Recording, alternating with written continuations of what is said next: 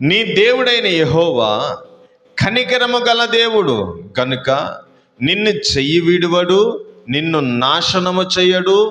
తాను నీ పితరులతో ప్రమాణం చేసిన నిబంధనను మరిచిపోడు. బిడ్డలారా, జాగ్రత్తగా వినండి. దైవజనుడైన మోషే గారు ఇశ్రాయేలు ప్రజలతో నీ దేవుడైన యెహోవా కనికరం కలిగిన దేవుడు, నిన్ను చూచి నీకు తన చేతులతో సహాయం చేసే దేవుడు. ఆయన వాక్యంలో భక్తుడు అంటాడు కదా, ఆయన ఆపత్కాలంలో నమ్ముకొనదగిన సహాయకుడు. మరి ఒక చోట కీర్తనాకారుడు అంటాడు, నా హృదయము ఆయన యందు నమ్మికించును గనుక ఆయన నాకు సహాయము చేశాను. సహాయం ఎలా చేస్తారు? చేతి ద్వారా చేస్తారు. ఆయన చూచి చేతుల ద్వారా సహాయం చేసే దేవుడు మన ప్రభు అయిన యేసయ్య. అందుకే ఆయన కనికరం కలిగిన దేవుడు. ఇశ్రాయేలీయులారా, నీ దేవుడైన యెహోవా కనికరం కలిగిన దేవుడు అని చెప్తూ నిన్ను చెయ్యి విడువడు, నిన్ను నాశనము చేయడు. వాళ్ళు ఏమనుకుంటున్నారంటే, కొన్ని కారణాల చేత వాళ్ళు ఏమనుకుంటున్నారంటే, తండ్రి అయిన దేవుడు మా చెయ్యి విడిచిపెట్టేశాడు, మాలో కొంతమంది నాశనం అయిపోవడానికి కారణం దేవుడే అని అనుకుంటున్నారు. బిడ్డలారా, ఎవరిని ఎప్పుడు యేసయ్య నాశనం చెయ్యడు, చెయ్యి విడిచిపెట్టడు. బైబిల్లో ఒక ఆమె ఉందండి, ఆమె అన్నది, సర్వశక్తుడు నాకు బాధ కలగజేశాడు అంది. ఆమె ఎవరంటే నయోమి. చెప్పండి, ఎవరామె? నయోమి. నన్ను నయోమని పిలవద్దు, ఎందుకో తెలుసా? సర్వశక్తుడు నాకు బాధ కలగజేశాడు. ఏమండి, సర్వశక్తుడైన దేవుడు మనుషులకు బాధ కలగజేస్తాడా? చెయ్యడండి. వాక్యంలో చెప్పబడిన మాట, నరులు వారి క్రియలకు తగినట్టుగా ప్రతిఫలాన్ని పొందుతారు. ఒక అద్భుతమైన మాట చదువుదాం, చూడండి. యోబు గ్రంథం 34వ అధ్యాయము 10వ వచనం అండి. ఎలీహు ఈ రీతిగా మాట్లాడుతున్నాడు, విజ్ఞానం గల మనుషులారా నా మాట ఆలకించుడి.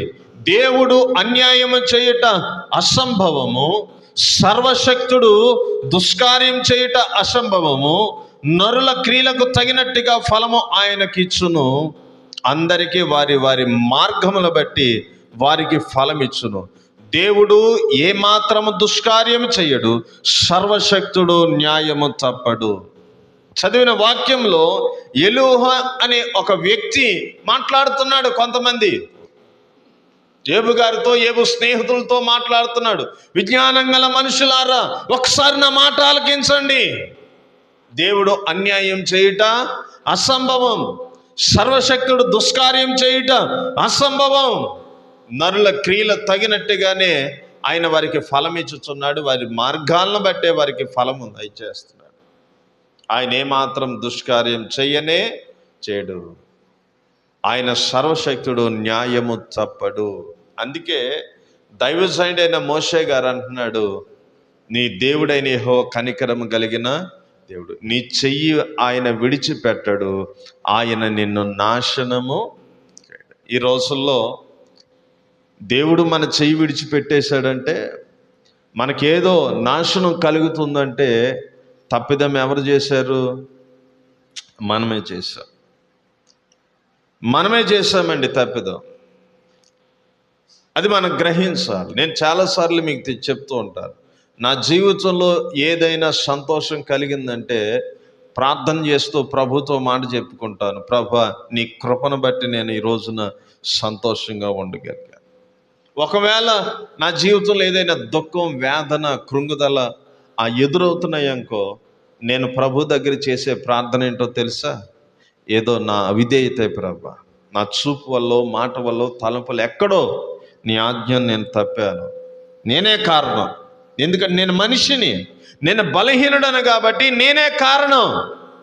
ఈరోజు నేను బాధ అనిపించుతున్నానంటే నా అవిధేయతే, కృంగిపోయానంటే నా అవిధేయతే, అవమానం నాకు ఎదురవుతుందంటే నా అవిధేయతే. ప్రభా నీ కృప దయచేయండి, ఈ పరిస్థితి నుండి నన్ను విడిపించండి అని ప్రార్థన చేస్తాను. కొంతమంది అంటారు, ఆ నయోమిలాగా దేవుడు నాకు అన్యాయం చేశాడు, సర్వశక్తుడు నాకు బాధ కలగజేశాడని దేవుడి మీద వేస్తారండి నెపాలు. ఓ చోట అంటుంది ఒక ఆవిడ, ఈ దేవుడు నాకే ఎందుకు ఇన్ని కష్టాలు పెట్టాడో అంటుందండి. లేదు లేదు లేదు, మన క్రియలకు తగిన రీతిగానే మనము ఫలము అనుభవిస్తామండి. ఆయన కనికరం కలిగిన దేవుడు, తన ప్రజలైన వారిని చూచి తన చేతుల ద్వారా సహాయం చేసే దేవుడు ఆయన.